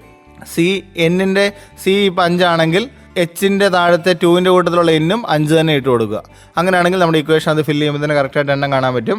അങ്ങനെയാണ് ഈ ചോദ്യത്തിന് ആൻസർ C6H14 എന്ന് കിട്ടും. അപ്പോൾ C6H14 എന്ന് പറയുമ്പോൾ നമ്മുടെ ഇക്വേഷൻ വെച്ച് സിംഗിൾ ബോണ്ട് ആണ്. അപ്പോൾ CN എന്ന് പറയുമ്പോൾ C6 N എന്ന് പറയുന്ന 6 എന്ന് എടുത്തല്ലോ. അപ്പോൾ H2n+2 എന്നാണ് പറഞ്ഞിരിക്കുന്നത്. അപ്പോൾ 6ൻ്റെ 2n എന്ന് പറഞ്ഞാൽ 2 × n, 6 × 2 12 +2 എത്രയാ 14. അപ്പോൾ ആൻസർ ശരിയല്ലേ, C6H14 എന്ന് വരും. ഇനി അടുത്തതാണ് എല്ലാവരും തെറ്റിക്കുന്ന question. How many carbon atoms are there in the main chain of the compound? Main ചെയിനിൽ എത്ര കാർബൺ ആറ്റം ഉണ്ടെന്നുള്ള ഒരു ചോദ്യം വരും. അതെല്ലാവരും തെറ്റിക്കുന്നത് എങ്ങനെയാണെന്ന് ചോദിച്ചാൽ എല്ലാവരും ഈ സ്ട്രെയിറ്റ് ആയിട്ടുള്ള കാർബൺ ആറ്റത്തിൻ്റെ എണ്ണം മാത്രം എഴുതി വെക്കും. ഇവിടെ ക്വസ്റ്റ്യൻ നോക്കിയാൽ നിങ്ങൾക്ക് എല്ലാവർക്കും ഒരു കാര്യം മനസ്സിലാവും. സ്ട്രെയിറ്റ് ആയിട്ട് എണ്ണിയാൽ 4 എണ്ണേ കിട്ടുന്നുള്ളൂ. ശരിയല്ലേ? താഴോട്ട് എണ്ണുമ്പോൾ 5 എണ്ണം കിട്ടുകയും ചെയ്യും. അതുകൊണ്ട് ഈ മെയിൻ ചെയിൻ എന്ന് ഉദ്ദേശിക്കുന്നത് സ്ട്രെയിറ്റ് ആയിട്ട് നേരെ കിടക്കുന്ന ചെയിൻ അല്ല. അത് ആദ്യം മനസ്സിലാക്കി വെക്കണം. ലോങ്ങസ്റ്റ് ചെയിനെയാണ് നമ്മൾ എന്നാ വിളിക്കുന്നത്? ഏറ്റവും നീളം കൂടിയ ചെയിനെയാണ് നമ്മൾ എന്നാ വിളിക്കുന്നത്? മെയിൻ ചെയിൻ എന്ന് നമ്മൾ വിളിക്കുന്നത്. അതാണ് എല്ലാവരും തെറ്റിച്ച് കളയുന്ന ഒരു സംഭവം. അത് തെറ്റിക്കാതെ കൃത്യമായിട്ട് നോക്കണം. ആ മെയിൻ ചെയിൻ അല്ലാതെ മാറി നിൽക്കുന്നതായിരിക്കും നമ്മുടെ ബ്രാഞ്ച്. ഇവിടെ ഈ ക്വസ്റ്റ്യൻ ആൻസർ ചെയ്യാൻ പോകണം. എല്ലാവരും ഇപ്പം തെറ്റിക്കാൻ പോകുന്ന കാര്യം എന്താണെന്ന് ചോദിച്ചാൽ C4 ഉള്ളെന്നും 2 എണ്ണം ബ്രാഞ്ചിലുണ്ടെന്നും എഴുതി വെക്കും. നമ്മുടെ ലെറ്റേഴ്സ് എസ്എസിലെ 30-ാം പേജിലെ 1ാമത്തെ ക്വസ്റ്റ്യൻ C4 എണ്ണേ ഉള്ളൂ, മെയിൻ ചെയിൻ 4 എണ്ണേ ഉള്ളൂ, മെത്ത പ്രൊപ്പ ബ്യൂട്ട് എന്ന് എഴുതും 2 എണ്ണം ബ്രാഞ്ചിൽ. അപ്പം 2 ഈതയിൽ ബ്യൂട്ടൈൻ എന്നൊക്കെ പേരൊക്കെ അങ്ങനെയൊക്കെ എഴുതി വെക്കും. പക്ഷെ അങ്ങനെയല്ല എഴുതേണ്ടത്. ഇവിടെ ലോങ്ങസ്റ്റ് ചെയിൻ എണ്ണുമ്പോൾ 5 എണ്ണം ഉണ്ട്. 3 എണ്ണം നേരെയും 2 എണ്ണം താഴേക്ക് 5 എണ്ണം വരുന്നുണ്ട്. പിന്നെ നേരെ നിൽക്കുന്നതിന്റെ ലാസ്റ്റ് നിൽക്കുന്നതാണ് കാർബൺ ആണ് ബ്രാഞ്ചായിട്ട് വരുന്നത്. അപ്പൊ ബ്രാഞ്ചിൽ വരുന്നത് ഇവിടെ ഏതാ? CH3 തന്നെയാണ് ഇവിടെ ബ്രാഞ്ചിൽ വരുന്നത്. എല്ലാവരും നോക്കിയേ, CH3 തന്നെയാണ് ഇവിടെ ബ്രാഞ്ചിൽ വരുന്നത്. നമ്മുടെ പേരെങ്ങനെ വരും? 3ാമത്തെ നിന്നാണ് ബ്രാഞ്ച് പോയിരിക്കുന്നത്. നമ്മൾ ലോങ്ങസ്റ്റ് ചെയിൻ എണ്ണണം. ലോങ്ങസ്റ്റ് ചെയിന് ലെഫ്റ്റ് സൈഡിൽ നിന്നും റൈറ്റ് സൈഡിൽ നിന്നും അങ്ങോട്ടും ഇങ്ങോട്ടും നമ്മൾ നമ്പർ ഇട്ട് കൊടുക്കണം. പേര് കൊടുക്കുമ്പോൾ തന്നെ എന്നാ ചെയ്യണം? അങ്ങോട്ടും ഇങ്ങോട്ടും നമ്മൾ നമ്പർ ഇട്ട് കൊടുക്കണം. അങ്ങനെ നമ്പർ ഇട്ട് കൊടുത്തോണ്ടിരിക്കുമ്പം നമ്മുടെ ഷോർട്ടസ്റ്റ് നമ്പർ ഏതാണെന്ന് നമ്മൾ നോക്കണം. അപ്പോൾ ഇവിടുന്ന് എങ്ങോട്ട് നമ്പർ ഇട്ടാലും, ലെഫ്റ്റിൽ നിന്ന് റൈറ്റിലോട്ട് ഇട്ടാലും റൈറ്റിൽ നിന്ന് ലെഫ്റ്റിലോട്ട് ഇട്ടാലും ഇവിടുത്തെ നമ്പർ എന്ന് പറയുന്നത് എത്രയാ? 3 വരുന്നത്. ശരിയല്ലേ? ലെഫ്റ്റിൽ നിന്ന് റൈറ്റിലോട്ട് ഇട്ടാലും റൈറ്റിൽ നിന്ന് ലെഫ്റ്റിലോട്ട് ഇട്ടാലും, റൈറ്റിൽ നിന്ന് ലെഫ്റ്റ് എന്ന് ഉദ്ദേശിക്കുന്നത് താഴെ നിന്നാണ്. ഇവിടുത്തെ ലോങ്സ്റ്റ് ലൈൻ താഴെ നിന്നായതുകൊണ്ട് താഴെ നിന്നുമ്പോഴും 3 വരുന്നത്. അപ്പോൾ ഇതിൻ്റെ പേര് വരുമ്പം 3 നിന്നാണ് ബ്രാഞ്ച് പോയിരിക്കുന്നത് മനസ്സിലായി. അപ്പോൾ 3 എഴുതി ഹൈഫൻ ഇട്ടു. ബ്രാഞ്ചിൻ്റെ പേര് ഒരു CA ഉള്ളൂ, അതുകൊണ്ട് തന്നെ CH3 ആണ്. അപ്പോൾ 3 CH3 ബ്രാഞ്ചിൽ വന്നാൽ CH3 ബ്രാഞ്ച് പേരെന്നാ? മീതയിൽ എന്നാണ്. അപ്പം 3 മീതയിൽ. ലോങ്ങസ്റ്റ് ചെയിനിൽ എത്ര എണ്ണം ഉണ്ട്? 5 എണ്ണം. 5 എണ്ണം ഉണ്ടെങ്കിൽ എന്നായിരുന്നു? പെൻഡല്ലേ? ആ കൂട്ടത്തിൽ സിംഗിൾ ബോണ്ടാണ്. അപ്പോൾ അതിൻ്റെ പേരെങ്ങനെ വരും? 3 മീതയിൽ പെൻഡൈൻ എന്ന് വരും ഇതിൻ്റെ പേര്. ഓക്കെ അല്ലേ? അങ്ങനെയാണ് ഒന്നാമത്തേന് 3-4 മാർക്കിൻ്റെ ക്വസ്റ്റ്യൻ ആയിരിക്കും പരീക്ഷയ്ക്ക് ക്വസ്റ്റ്യൻ ചോദിച്ചെങ്കിൽ ആ 4 മാർക്കും എല്ലാവർക്കും ആൻസർ ചെയ്യാൻ പറ്റുമല്ലേ? സിമ്പിളായിട്ട് ഇത്രയേ ഉള്ളൂ സംഭവം. അല്ലാതെ വലിയ പ്രയാസമൊന്നുമില്ല. ഒന്ന് ചെയ്ത് പഠിക്കുകയാണെങ്കിൽ എല്ലാവർക്കും നല്ല രീതിയിൽ മാർക്ക് മേടിക്കാൻ പറ്റും. അങ്ങനെയാണെങ്കിൽ 2ാമത്തെ ക്വസ്റ്റ്യൻ ഇഷ്ടം പോലെ ക്വസ്റ്റ്യൻസ് അവരവിടെ ചെയ്ത് കാണിക്കുന്നുണ്ട്. അത് കൃത്യമായിട്ട് നിങ്ങളൊന്ന് ചെയ്ത് പഠിച്ചാൽ മാത്രമേ നിങ്ങൾക്ക് അതിന് ആൻസർ ചെയ്യാൻ പറ്റുള്ളൂ. അപ്പം കൃത്യമായിട്ട് നിങ്ങൾ ഓർത്തോണം. ഡബിൾ ബോണ്ടും ട്രിപ്പിൾ ബോണ്ടും വരുന്നതുകൊണ്ട് ഡബിൾ ബോണ്ട് ആണെങ്കിൽ ENE, ട്രിപ്പിൾ ബോണ്ട് ആണെങ്കിൽ YNE ചേർക്കണം എന്നുള്ളൊരു കാര്യം കൂടെ മനസ്സിലാക്കി ആ J വരെയുള്ള 2ാമത്തെ ക്വസ്റ്റ്യൻ A മുതൽ J വരെയുള്ള ക്വസ്റ്റ്യൻസ് എല്ലാം നിങ്ങൾക്ക് ആൻസർ ചെയ്യാനായിട്ട് പറ്റും. 3ാമത്തെ ക്വസ്റ്റ്യൻ നോക്കിയേ. 3ാമത്തെ ക്വസ്റ്റ്യൻ സ്ട്രക്ചറൽ ഫോർമുല എഴുതാനായിട്ടാണ് പറഞ്ഞിരിക്കുന്നത്. സ്ട്രക്ചറൽ ഫോർമുല എഴുതാനായിട്ട് IUPAC നെയിം നമുക്ക് തന്നിട്ടുണ്ട്. ശരിയല്ലേ? IUPAC നമുക്ക് തന്നെങ്കിൽ സ്ട്രക്ചറൽ ഫോർമുല എഴുതാനായിട്ട് പാടുവല്ലോ ഉണ്ടോ? ഒരു പാടുമില്ല. അതാണ് ഈ 2ാമത്തെ ക്വസ്റ്റിനകത്ത് മൊത്തം എഴുതി കാണിച്ചിരിക്കുന്നത്. 2-3-3 വരുമ്പോഴത്തേന് നമ്മൾ ആദ്യമേ ഇങ്ങനൊരു ക്വസ്റ്റ്യൻ വരുവാണെങ്കിൽ എനിക്കറിയത്തില്ലെന്ന് പറഞ്ഞിരിക്കാതെ ആദ്യം ഇപ്പം 2-3-3 ട്രൈമീഥൈൽ ഹെക്സൈൻ എന്നല്ലേ നമ്മുടെ ക്വസ്റ്റ്യൻ വന്നിരിക്കുന്നത്. എല്ലാവരും നോക്കി 31ാമത്തെ പേജിൽ കെമിസ്ട്രിയുടെ 3ാമത്തെ ക്വസ്റ്റ്യൻ, ലെറ്റേഴ്സ് എസ്എസിൻ്റെ 3ാമത്തെ ക്വസ്റ്റ്യൻ 2-3-3 ട്രൈമീഥൈൽ ഹെക്സൈൻ എന്നല്ലേ നമ്മുടെ ചോദ്യം. അപ്പോൾ ആദ്യമേ നിങ്ങൾ എന്നാ ചെയ്യണം പിള്ളേരെ? ഒരു ഹെക്സൈൻ അങ്ങ് വരയ്ക്കണം. ഹെക്സൈനിൻ്റെ കാർബണാറ്റത്തിൻ്റെ എണ്ണം അങ്ങ് വരച്ചാൽ പിന്നെ നിങ്ങൾ എന്നാ ചെയ്താൽ മതി? 2-3-3 3 ബ്രാഞ്ച് ട്രൈമീഥൈൽ തന്നെയാണ്. അപ്പോൾ ഹെക്സൈൻ ആദ്യമേ അങ്ങോട്ട് വരയ്ക്കണം. പിന്നെ 2-ന്നും 3-ന്നും 3-ന്നും എന്നാ ചെയ്യണം? മീഥൈൽ വരയ്ക്കണം. മീഥൈൽ എന്ന് പറഞ്ഞാൽ CH3 ആണല്ലോ. 3 വന്നുകൊണ്ടല്ലേ ട്രൈ വന്നത്. അങ്ങനെയാണെങ്കിൽ അതും പേര് കൊടുക്കാൻ പാടുണ്ടോ? ഒരു പാടുമില്ല. അങ്ങനെയാണെങ്കിൽ അങ്ങനത്തെ ക്വസ്റ്റ്യൻസ് ആണ്. 4ാമത്തെ ക്വസ്റ്റ്യനും ഇതുപോലെ തന്നെ നമുക്ക് പേര് കൊടുക്കാനായിട്ട് പറ്റുന്നതാണ്. 4ാമത്തെ ക്വസ്റ്റ്യൻ നോക്കുമ്പോൾ തന്നെ എല്ലാവർക്കും ഒരു കാര്യം മനസ്സിലാവും. 4ാമത്തെ ക്വസ്റ്റ്യൻ 1ാമത്തെ ക്വസ്റ്റ്യൻ എല്ലാവരും നോക്കുമ്പോഴത്തേന് 2 ഈഥൈൽ പെൻഡൈൻ എന്നാണ് 1ാമത്തേൻ്റെ പേരെടുത്തിരിക്കുന്നത്. 2 ഈഥൈൽ പെൻഡൈൻ. 3, 4, 5, 6, 7, 3, 4, 5 എണ്ണം ഉണ്ട് നേരെയുള്ള ചെയിനിൽ, 3, 4, 5, 6 എണ്ണം ഉണ്ട് താഴെയോട്ട് വരുമ്പം ചെയിനിൽ. അപ്പോൾ ഈ ക്വസ്റ്റ്യൻ 99% പിള്ളേരും ധൃതി വെച്ച് ചെയ്താൽ തെറ്റിച്ച് കളയും. തെറ്റിക്കാനായിട്ട് നിങ്ങൾക്ക് അറിയാൻ മേലാഞ്ഞിട്ടല്ല നിങ്ങൾ തെറ്റിക്കുന്നത്, നിങ്ങളുടെ ധൃതി കൂടി പോകുന്നതുകൊണ്ടും നിങ്ങൾ പെട്ടെന്ന് ചെയ്യാനുള്ള ഒരു തന്ത്രപ്പാടിൽ നിങ്ങൾ തെറ്റിച്ച് കളയുന്ന. ഒന്നാമത്തെ ക്വസ്റ്റ്യൻ നോക്കിയാൽ, നാലാമത്തെ ക്വസ്റ്റ്യൻ ഒന്നാമത്തെ ക്വസ്റ്റ്യൻ നോക്കുമ്പം എല്ലാവർക്കും ഒരു കാര്യം മനസ്സിലാവും, ലോങ്ങസ്റ്റ് ചെയിൻ എണ്ണണം. ശരിയല്ലേ? ലോങ്ങസ്റ്റ് ചെയിൻ എണ്ണുക പറയുമ്പം എല്ലാവരും എണ്ണാൻ പോകുന്ന 5 എണ്ണയേ ഉള്ളൂ ലോങ്ങസ്റ്റ് ചെയിനിൽ, അല്ലെങ്കിൽ മെയിൻ ചെയിനിൽ 5 എണ്ണയേ ഉള്ളെന്ന് എഴുതും. 5 എന്ന് പറയാൻ പെൻ്റല്ലേ വരുള്ളൂ. ശരിയാ, സംഭവിച്ചു, പെൻ്റെന്നേ വരുള്ളൂ. CH2 CH3 വന്നെങ്കിൽ ഈതയിലോ, അങ്ങനെയാണെങ്കിൽ 2 ഈതയിൽ പെൻ്റെയിൻ എന്നാണ് അവരോട് അപ്പുറത്ത് എഴുതിയിരിക്കുന്നത്. ആ ആൻസർ ശരിയാണോ? ആൻസർ ശരിയല്ല, അത് തെറ്റാ. അത് തെറ്റാന്ന് പറയാൻ കാരണം എന്നാണെന്നറിയോ? നിങ്ങളൊന്ന് എണ്ണി നോക്കിയാൽ പിള്ളേരെ, CH3 CH2 CH2 CH CH3 നേരെ എണ്ണുമ്പോൾ 5 എണ്ണം വരും. ഇനി താഴേക്ക് 2 ക്വസ്റ്റ്യൻ കിടപ്പുണ്ട്. എല്ലാവരും നോക്കി, 4ൽ നിന്ന് താഴേക്ക് 2 ബ്രാഞ്ചൂടെ കിടപ്പുണ്ട്. ബ്രാഞ്ച് എന്ന് പറഞ്ഞാൽ അത് നമ്മൾ ബ്രാഞ്ചായിട്ട് പറയത്തില്ല, അത് നേരെ താഴേക്ക് തന്നെ എണ്ണുമ്പോഴത്തേന് 3, 4, 5, 6 എന്ന് വരും. ശരിയല്ലേ? 6 വരുമ്പോഴത്തേന് നമ്മുടെ മെയിൻ ചെയിനിൽ അല്ലെങ്കിൽ ലോങ്ങസ്റ്റ് ചെയിനിൽ എത്ര കാർബൺ ആറ്റം ഉണ്ട്? 6 എണ്ണോടെ വന്നു. അങ്ങനെയാണെങ്കിൽ നമ്മൾ 6 എണ്ണം ഉണ്ടെങ്കിൽ അതിൻ്റെ പേരെന്നാ? മെത്ത്, എത്ത്, പ്രൊപ്പ്, ബ്യൂട്ട്, പെൻറ്റ്, ഹെക്സ് എന്ന് വരും അല്ലേ? ഹെക്സ്. അപ്പോൾ ഹെക്സ് ആയെന്ന് മനസ്സിലായി, സിംഗിൾ ബോണ്ടും ആയതുകൊണ്ട് ഹെക്സൈൻ ആണെന്ന് മനസ്സിലായി. ഇനി നിങ്ങൾ എന്നാ ചെയ്യണം? ബ്രാഞ്ച് എവിടെ നിന്നാണെന്ന് നോക്കണം. ഇനിയും താഴെ നിന്ന് ലെഫ്റ്റിൽ നിന്ന് റൈറ്റിലേക്കും റൈറ്റിൽ നിന്ന് ലെഫ്റ്റിലേക്ക് നമ്പർ ഇടുമ്പം 3, 4 ലെഫ്റ്റിൽ നിന്ന് റൈറ്റിലേക്ക് ഇടുമ്പോൾ 4ൽ നിന്ന് വരും നിങ്ങളുടെ ബ്രാഞ്ച്. റൈറ്റിൽ നിന്ന് ലെഫ്റ്റിലേക്ക് ഇടുമ്പോൾ 3ൽ നിന്ന് വരും ബ്രാഞ്ച്. 4 എടുക്കണോ 3 എടുക്കണോ? 3 അല്ലേ എടുക്കാൻ പറ്റുള്ളൂ, 4നേക്കാളും കുറവല്ലേ 3. അപ്പം 3 വേണം നമ്മൾ എടുക്കാനായിട്ട്. അപ്പോൾ നമ്മുടെ ആൻസർ എത്ര കിട്ടും? 3 നമുക്ക് കിട്ടും. അപ്പം നമ്മൾ 3 എഴുതി ഹൈഫൻ ഇട്ടു. ലാസ്റ്റ് നമുക്ക് ഹെക്സൈൻ എന്ന് കിട്ടിയിട്ടുണ്ട്. നമ്മുടെ ബ്രാഞ്ചിൻ്റെ പേരെന്നാ? ബ്രാഞ്ചിൻ്റെ പേര് അവിടെ നോക്കിയാൽ ഒരു ബ്രാഞ്ചേ നമുക്കുള്ളൂ. ഏതാ? CH3 നമ്മുടെ ബ്രാഞ്ച്. ശരിയല്ലേ? അങ്ങനെയാണെങ്കിൽ 3 മീഥൈൽ ഹെക്സൈൻ എന്ന് വരും പേര്. എന്നാ വരും? 3 മീഥൈൽ ഹെക്സൈൻ. അങ്ങനെയാണ് മേളിൽ തന്നിരിക്കുന്ന ആൻസർ തെറ്റല്ലായിരുന്നോ? അപ്പം നിങ്ങൾ മെയിനായിട്ടും ഈ ഒരു പാഠത്തിൽ ആൻസർ ചെയ്യുമ്പോൾ ശ്രദ്ധിക്കേണ്ട ഒരു കാര്യം, ലോങ്ങസ്റ്റ് ചെയിൻ ഏതാണെന്ന് നോക്കി കണ്ടുപിടിക്കുന്ന കാര്യത്തിൽ നിങ്ങൾ ഉറപ്പ് വരുത്തിയിട്ട് മാത്രമേ നിങ്ങൾ ചെയ്യാവുള്ളൂ. അല്ലാതെ നിങ്ങൾ ആൻസർ ചെയ്യരുത്. നമ്മൾ ഈ വർഷത്തെ ക്വസ്റ്റ്യൻ്റെ പാറ്റേണൊക്കെ മാറിയപ്പം കഴിഞ്ഞ വർഷത്തെ പോലെ ഒന്നുമല്ല ക്വസ്റ്റ്യൻ വരുന്നത്. മാച്ച് ദ ഫോളോയിങ് അടക്കം ഒത്തിരി കാര്യങ്ങൾക്ക് മാറ്റം വരുന്നുണ്ടല്ലേ? അപ്പോൾ ഒത്തിരി കാര്യങ്ങൾക്ക് മാറ്റം വരുമ്പോൾ നിങ്ങൾ ഈ ഗവൺമെൻറ് തന്നെ ഒരു 3 സെറ്റ് ക്വസ്റ്റ്യൻ പേപ്പർ നമുക്ക് ആദ്യമേ തന്നിട്ടുണ്ടായിരുന്നു, മോഡൽ നോക്കി മനസ്സിലാക്കാൻ വേണ്ടിയിട്ട്. അങ്ങനെയുള്ള ക്വസ്റ്റ്യൻസ് മാക്സിമം നിങ്ങൾ ചെയ്ത് പഠിക്കുവാണെങ്കിൽ ഈ ക്വസ്റ്റ്യൻ നിങ്ങൾ പുസ്തകത്തിലുള്ള കാര്യങ്ങൾ പഠിക്കുന്ന കൂട്ടത്തിൽ തന്നെ നിങ്ങളുടെ പോർഷൻസും കവറാവും. ഈ ക്വസ്റ്റ്യനുകൾ ചെയ്ത് പഠിക്കുന്നതാണ് നിങ്ങൾക്ക് ഏറ്റവും എഫക്റ്റീവായിട്ടുള്ളൊരു കാര്യമെന്ന് പറയുന്നത്. നിങ്ങൾക്ക് എളുപ്പം സ്പീഡിൽ ആൻസർ ചെയ്യാൻ പറ്റും. ഈ വർഷമൊക്കെ കൂടുതലായിട്ടും പിള്ളേർക്ക് മാർക്ക് കുറയുന്നത്, കഴിഞ്ഞ വർഷമൊക്കെ 40 മേടിച്ച 9ാം ക്ലാസ്സിൽ മേടിച്ച പിള്ളേർക്ക് പോലും ഈ വർഷം മാർക്ക് കുറയുന്നതിൻ്റെ ഒരു കാരണം ഇവർക്ക് എല്ലാവർക്കും ആൻസർ അറിയാം, പക്ഷേ ഈ പാറ്റേൺ മാറിയത് കാരണം ഇവർക്ക് ഈ ക്വസ്റ്റ്യൻ ഒന്ന് പെട്ടെന്ന് തിരിച്ചറിയാനായിട്ട് പറ്റുന്നില്ല. ഇതാണ് ഈ പിള്ളേരുടെ മെയിൻ ഒരു പ്രശ്നം എന്ന് പറയുന്നത്. അപ്പോൾ ഇത് നിങ്ങൾ ഈ ഒരു വർഷം നിങ്ങൾക്ക് എന്നായാലും പുസ്തകം മാറി ഭാഗ്യക്കേട് കൊണ്ടാകാം, എന്തുകൊണ്ടായാലും ആകാം, ക്വസ്റ്റ്യനുകൾ പാറ്റേൺ എല്ലാം മാറി, ക്വസ്റ്റ്യനുകൾ നിങ്ങൾക്ക് മനസ്സിലാകാത്ത പോലൊക്കെ വരുന്നുണ്ടെന്നാണ് പറയുന്നത്. അതൊക്കെ നമുക്ക് മാറ്റിയെടുക്കാനായിട്ട് നിങ്ങൾ ചെയ്യേണ്ടത്, നിങ്ങൾ മാക്സിമം ക്വസ്റ്റ്യൻസ് ചെയ്ത് പഠിക്കണം. അതിപ്പോൾ ഈ ഓർഗാനിക് കെമിസ്ട്രി പഠിക്കാനായിട്ടുള്ള ഒരു ഏറ്റവും എഫക്റ്റീവ് ആയിട്ടുള്ള ഒരു മാർഗ്ഗം എന്ന് പറയുന്നത്, നിങ്ങൾ എന്നായാലും ചുമ്മാ വർത്താനം പറഞ്ഞ് കൂട്ടുകാരുടെ കൂട്ടത്തിൽ ഇരിക്കുന്നുണ്ടല്ലോ. അപ്പോൾ ആ കൂട്ടത്തിൽ ഇരിക്കുന്ന സമയത്ത് ഈ ഓർഗാനിക് കെമിസ്ട്രി എന്ന് പറയുന്ന സാധനം ഒറ്റയ്ക്ക് പഠിക്കുന്നതിനേക്കാൾ ഏറ്റവും എഫക്റ്റീവ്, ഞാൻ സ്കൂളിൽ ചെയ്യുന്ന ഒരു കാര്യം, നിങ്ങൾ ഗ്രൂപ്പായിട്ടിരുന്നൊന്ന് ഓർഗാനിക് കെമിസ്ട്രി ഒന്ന് പഠിച്ചു. ഈ ഏറ്റവും പഠിക്കാനായിട്ട് താല്പര്യമില്ലാത്തവരെ നിങ്ങളൊന്ന് പഠിപ്പിച്ച് നോക്ക്. അവർക്ക് ഏറ്റവും താല്പര്യം ഓർഗാനിക് കെമിസ്ട്രി ചെയ്യാനായിട്ടായിരിക്കും. കാരണം ഒരെണ്ണം ചെയ്തവർ മനസ്സിലായെങ്കിൽ വീണ്ടും അവർ ഇത് ചെയ്യാനായിട്ട് അവർക്ക് ടെൻഡൻസി കൂടും. അപ്പോൾ അതുകൊണ്ട് മാക്സിമം നിങ്ങൾ ഗ്രൂപ്പായിട്ടിരുന്ന് അറിയാൻ മേലാത്തവർ പറഞ്ഞു കൊടുക്കുകയാണെങ്കിൽ അത്രയും കൂടെ പഠിക്കും. നമ്മളൊക്കെ പഠിക്കുമ്പോൾ സമയത്ത് ഇതൊന്നും അറിയത്തില്ലെങ്കിൽ നമ്മൾ പഠിപ്പിക്കുമ്പോൾ തന്നെ എന്നാ സംഭവിക്കും, കൂടുതലായിട്ട് നമ്മൾ പഠിക്കും. അതുകൊണ്ട് ഞാൻ മാക്സിമം ബോർഡെ പിള്ളേരെ കൊണ്ട് തന്നെ ചെയ്യിപ്പിച്ച് ക്ലാസ്സായിട്ട് എടുപ്പിക്കും. അല്ലെങ്കിൽ ഗ്രൂപ്പായിട്ടിരുന്ന് നിങ്ങൾ ചെയ്ത കുറേ ക്വസ്റ്റ്യനുകൾ, ഇപ്പോൾ ഒരു 10 പേരിരിക്കുകയാണെങ്കിൽ ഓരോരുത്തരും ഓരോ ക്വസ്റ്റ്യൻ ഇട്ടാൽ മതി. ഓരോ ക്വസ്റ്റ്യൻ ഇട്ട് ചെയ്യുവാണെങ്കിൽ മാക്സിമം നമുക്ക് അതിനകത്ത് സ്കോർ ചെയ്യാനായിട്ട് പറ്റും. അങ്ങനെ ഒന്നാമത്തെ ക്വസ്റ്റ്യനിലെ ആക്ടിവിറ്റികളെല്ലാം നമുക്ക് ചെയ്യാനായിട്ട് പറ്റും. പിന്നെ ഐസോമെറിക് പെയർ കണ്ടെത്താനായിട്ടുള്ള ക്വസ്റ്റ്യൻ എല്ലാം 7ാമത്തെ ക്വസ്റ്റ്യനകത്തുണ്ട്. അങ്ങനെയുള്ള കാര്യങ്ങളാണ് ഒന്നാമത്തെ പാഠത്തിൽ നിന്നുള്ളത്. ഒന്നാമത്തെ പാഠം ഏകദേശം എല്ലാവർക്കും മനസ്സിലായെന്ന് വിശ്വസിക്കുന്നു. Rapid revision. ഇനി നമ്മൾ രണ്ടാമത്തെ പാഠത്തിലേക്ക് നമുക്ക് പോകാം. രണ്ടാമത്തെ പാഠത്തിലേക്ക് നമ്മൾ പോകുമ്പം അവിടെ ഓർഗാനിക് കോമ്പൗണ്ട്സ് തന്നെയാണ് പറയുന്നത്. Chemical reactions of organic compounds, organic സംയുക്തങ്ങളുടെ രാസപ്രവർത്തനങ്ങളാണ് രണ്ടാമത്തെ പാഠത്തിൽ പറയുന്നത്. അപ്പോൾ അതിനകത്ത് നമ്മൾ ഇത്ര നേരം പറഞ്ഞ പോലെ പേര് കൊടുക്കുകയോ അങ്ങനെയുള്ള കാര്യങ്ങൾ മാത്രമല്ല, പിന്നെ വേറെ എന്നാ, ഇതിനകത്ത് നമ്മൾ കുറച്ച് റിയാക്ഷനുകളെ കുറിച്ച് പഠിക്കാനുണ്ട്. റിയാക്ഷനുകളെ കുറിച്ച് പഠിക്കുമ്പം ഈ പേരിൽ തന്നെ ഉണ്ട് ഇതിൻ്റെ ആൻസർ.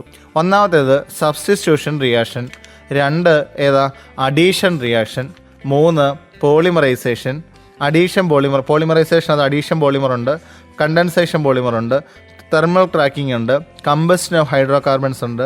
അങ്ങനെ കുറേ കാര്യങ്ങൾ നമ്മൾ ഈ പാഠത്തിൽ പഠിക്കാനായിട്ടുണ്ട്. ഈ രണ്ടാമത്തെ പാഠം വളരെ ഇമ്പോർട്ടൻ്റ് ആണ്. കുറേ ക്വസ്റ്റ്യനുകൾ ഇതിനകത്ത് നിന്ന് ചോദിക്കാം. അതിനകത്ത് നിന്ന് ക്വസ്റ്റ്യനുകൾ ചോദിക്കാമെന്ന് പറഞ്ഞാൽ നമ്മൾ മുമ്പേ പറഞ്ഞ പോലെ തന്നെ പാറ്റേൺ അനുസരിച്ച് 6 മാർക്കിൻ്റെ ക്വസ്റ്റ്യനാണ് ഈ രണ്ടാമത്തെ പാഠത്തിൽ നിന്ന് വരുന്നത്.